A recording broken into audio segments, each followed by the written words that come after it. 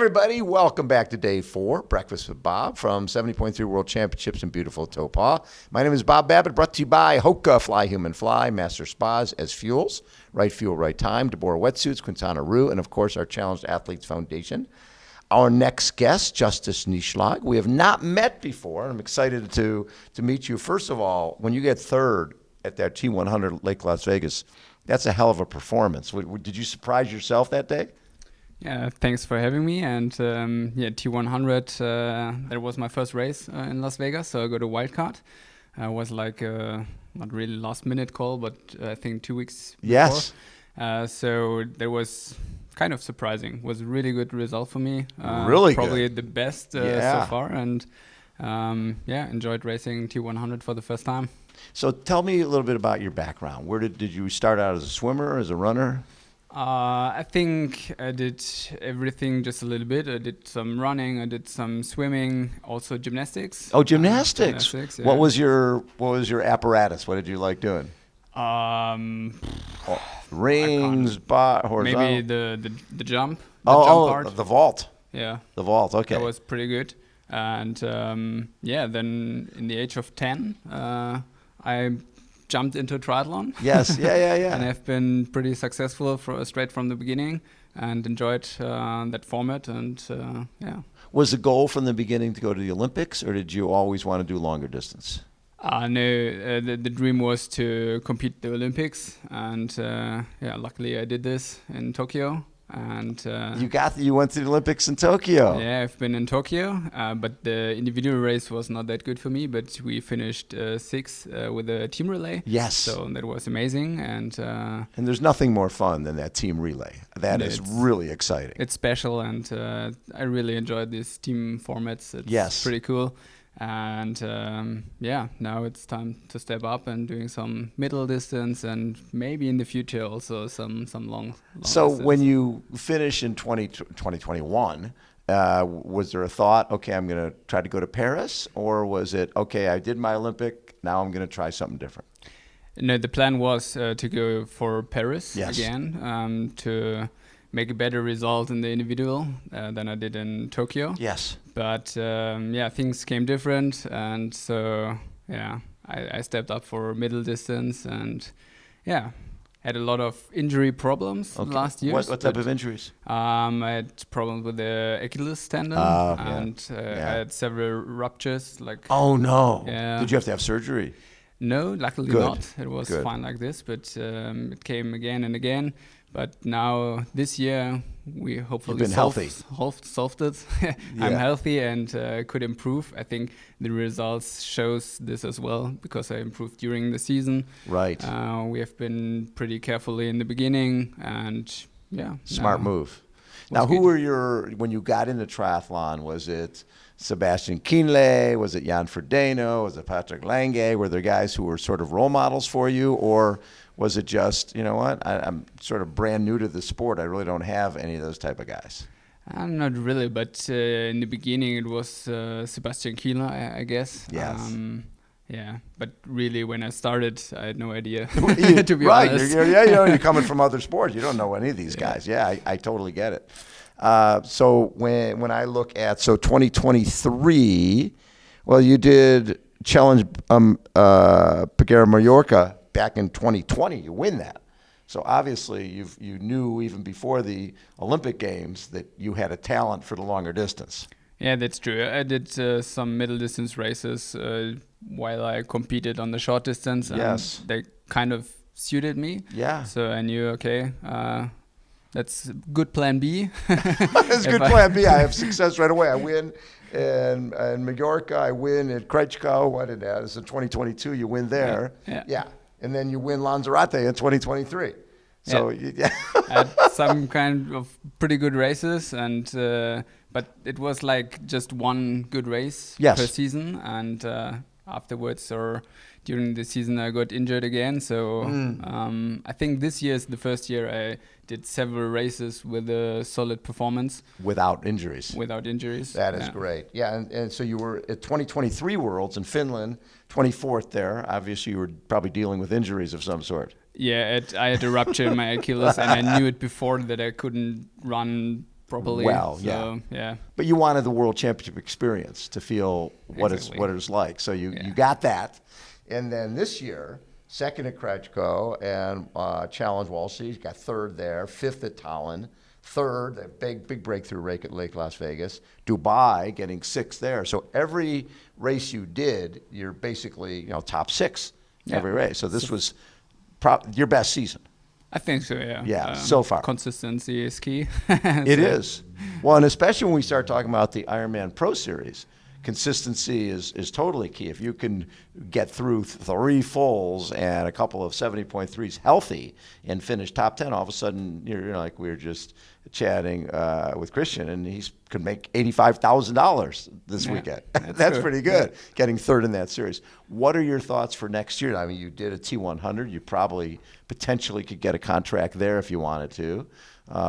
You're probably not going to go do 3 fulls dealing with Achilles stuff for next year, but you can mix and match and do some of each. Yeah, let's see. I think it depends on the race on Sunday, right? Because it can give me important points for the overall ranking, and I think this is quite important to get the chance to have a contract with the T100. Yes. And if not, maybe some Pro Series, and maybe aiming for another wild card for the T100 as well. Yes. So yeah, lots of options. The nice thing as a pro, you have more options now than ever in history, right? Because of T100, you still have challenge races. Yeah. You have T100. You've got Ironman Pro Series. There's a lot of ways to go beyond World Triathlon.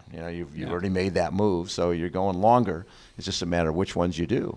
Yeah, exactly. So triathlon developed quite quickly in the last years, and at the pro, you can earn money, and you have several options, and it's awesome. Yeah. So do you see this 2025 season being a full Ironman year, or you see that, you know what, I'm just dealing with this Achilles thing. I don't want to be jumping into something, because it's not just doing an Ironman, it's do all the training and all the running that leads into that. In the end, it's completely different. So different. Not the next year, but maybe in 2026. Yeah. Well, that makes sense, because that would be a Kona year. Right? Do an early season Ironman, qualify for Kona, which probably will suit you well, because when you do well, when you win Lanzarote, obviously heat, wind, when I was I did the coverage for ESPN one year at Lanzarote. That race is brutal. Yeah. I know this was 70.3, but any races on that island, there's wind in your face, climbing. It doesn't matter where you are. There's wind in your face. So if you do well there, you obviously do well in heat. Yeah, I think the heat suits me, and also tough courses. So I think the German 70.3 Krejko, that's a tough race. It's really hilly, rolling, and so I really like these ones. Yes. So when you look at where you came from gymnastics, and then you go to the Olympics, and unfortunately your Olympic experience, because of COVID, wasn't the normal Olympic experience. So when you were watching Paris this year, was it hard to look at? Boy, I wish I had that experience. Yeah, a little bit, but but you'd moved on. Yeah, for sure. I moved on, and so my season was quite good. So. I think your season's phenomenal. You had a really, really good season, and the key was that you're injury free. That's all that matters, right? So, what are your goals here? Have you had a chance to ride the course? Not yet. So I've been here for 1.5 weeks, but not in Taupo. Okay. I've been in Cambridge for training. Yes. And we just arrived yesterday afternoon. So I just did the swim fam this morning. Yes. And I haven't seen the bike course, but I heard it's also quite tough. It's tough, which is good for you. Yeah. And also the chip and seal road, which can beat up a lot of people, right? Because you feel like you look at your power and you look at your speed, and they don't match up. Okay. Yeah, because the roads are just slower. This is the way it is. Yeah, that's true. In Cambridge, I recognize that it's pretty rough, and maybe low tire pressure. Exactly. It's necessary. Exactly. Yes. Yeah. But I will give it a look maybe this afternoon, and my goal for the weekend, I think if I perform pretty good, then I can do maybe top 5. That would be awesome. Would you be get awesome. top 5 in this field, you'd be getting a contract with somebody. Exactly, yeah. And otherwise, I think top 10 is also yes, a solid result for me with a good finish for the season. Right.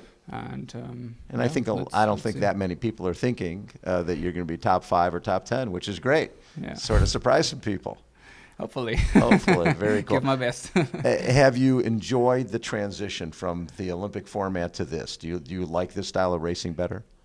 It's totally different. I like both. You like both, yeah. So it's hard to say which one suits Yes. me best or what I like more. Yeah. Because this year I did some sprint distance races as well on the German Bundesliga. Yeah, Bundesliga. Oh yeah. So those make you tough. Exactly. It was like a shock to the system. They are so fast. But good training, I guess. And there's so many young up-and-coming German athletes, right, that we don't even pushing. know about yet. Yeah, so we know Rico Bogan, but we don't know all the new guys coming up. Yeah, exactly. Yeah. That's going to be fun. So that's Justus, a pleasure to get to meet you. I look forward to seeing you racing this weekend. It's going to be a lot of fun. Do you see yourself, what's your strength? Do you feel like your strength is the bike, the run? I guess it's the swim. The swim, okay. Yeah. You'll be up there. I will be up there, hopefully. Good. Well, and that's important here because you come out of the water early, and then you've got some people back there who are going to be trying to who are going to go really hard on the bike. Yeah. Right. Yeah. Hopefully, I can keep up, and the running improved a lot during the season, and it's not 100%. I think I can't perform even better with the other guys, maybe really in front, but it's competitive. Right. What has been the biggest in terms of your running getting better? Just the fact that you're healthy now? I think so. Yeah. Just consistent running training without injury, that makes a huge step forward. Now, how old are you now? 32. 32? Yeah. So you stayed in the Olympic side of it for a while. Yeah, for a long time. Nice. But you know what? You're so new to this, so you still got huge upside in this side of the sport. Yeah, hopefully. Justus Nieschlag has been our guest. Thank you so much for taking time, bud. Appreciate it. Thank you. All right. Thanks, everybody. It's day 4, Breakfast with Bob, 70.3 World Championships. Hold on. We'll be right back.